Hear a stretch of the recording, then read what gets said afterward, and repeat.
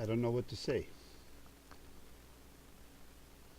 The days and the weeks of suffering for the people north of Iraq goes on, and no one is lifting their fingers to help. What can I say? Nothing in the history of the human race has something this outrageous has happened to people for the reasons that they have. Certainly nothing in the history of the United Nations has there ever been much clearer picture and such a clear situation. And such a simple thing that we can all agree to deal with these atrocities than what is happening in northern Iraq. As we all know, there's this terrorist group, Daesh in Arabic, and ISIL, Islamic State in Iraq and Syria, which has plans for world domination. They came and they exercised power. They came from all over the world. They came even from Canadian Muslim young men that went there to fight their brothers.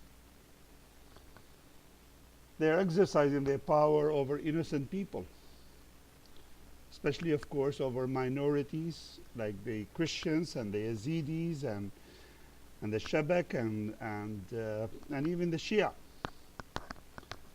And they exercise it regardless of as long as they don't agree with your values or your principles and your religion, then you are under their sword. To the Christians of Mosul, they gave them the option of either leaving all their properties. They put the letter N on their homes and their properties, and they were given either leave, or we're going to cut your head, or you have to pay jizya, which is another word for a ransom.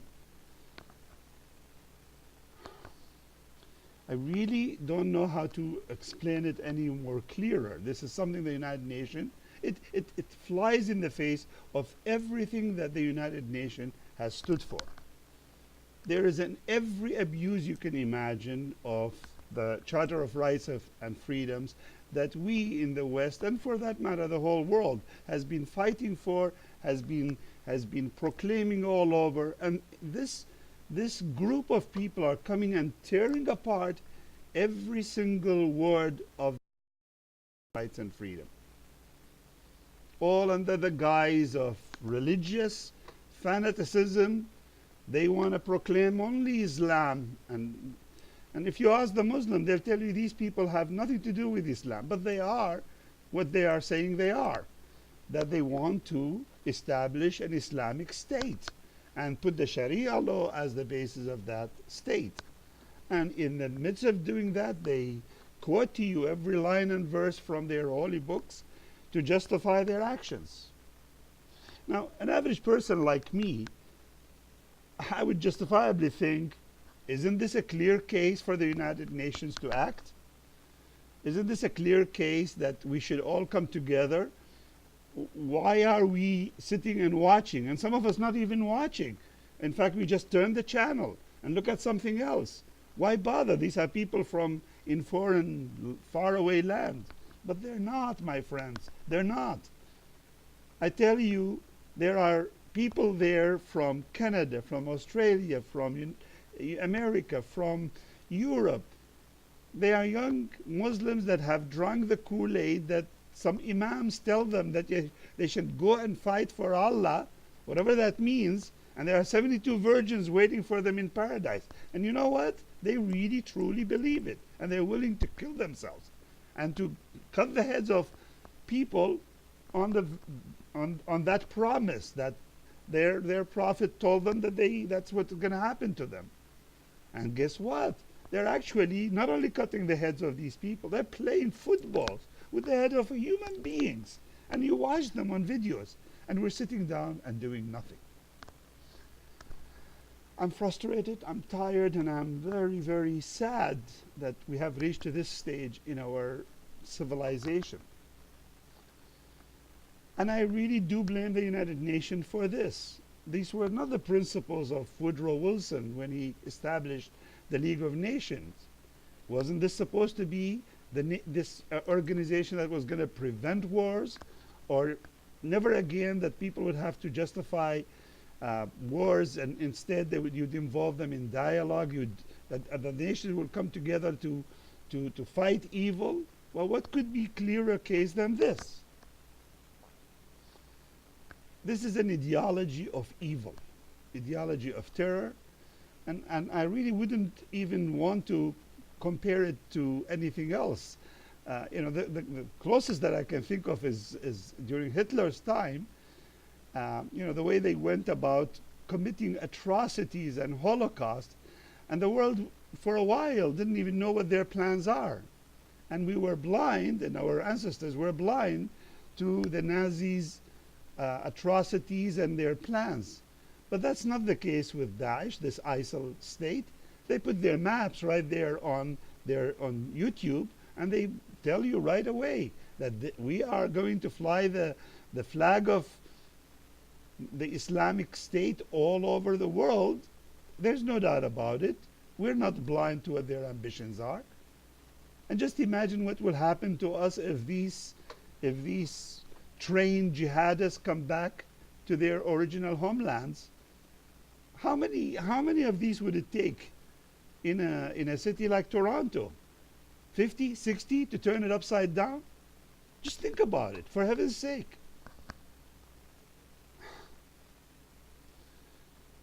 I don't know what else to say.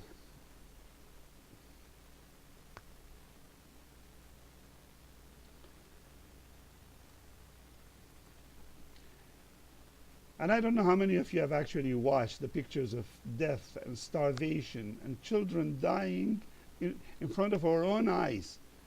And yes, I know the Americans and the West has been sending airplanes and throwing some food from planes to these people. Great, thank you, appreciate it. Good, nice compassion. But that's not enough. That's our duty, all of us, as human beings. Whatever happened to the values we taught our children? Whatever happened to values of love your neighbor? And who's our neighbor?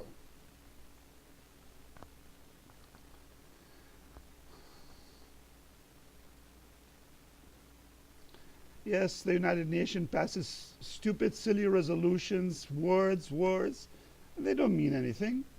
Nobody's going to do with them. Recently, there was this British-sponsored resolution that said, you're not going to give any armies, and support and monies and whatever to this organization and to these terrorist organizations. But you know what? The same people that were voting in favor of that resolution, they go out of that room and they go and buy stolen oil from ISIS at ridiculously low prices.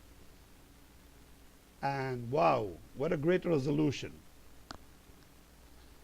The United Nations is ununited. It's an ununited nation. It's a very poor organization if it cannot deal with such a clear and present danger to the world, not to only the West and not to only any part of the Middle East. It's to the world that this danger is clear and imminent. I'd say shame on the United Nations. I'd say shame on all of us that we see and hear and not feel the suffering of these people. I say shame on us that we are not raising our voice and we're not telling the truth about what this barbaric organization is all about.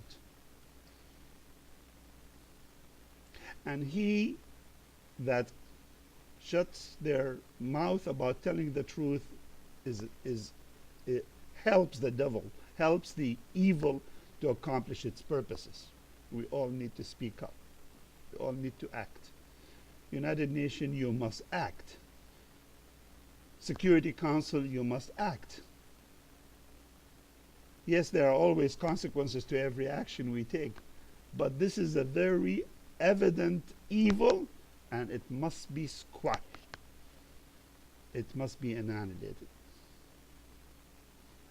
Shame on you, United Nations and Security Council, if you don't.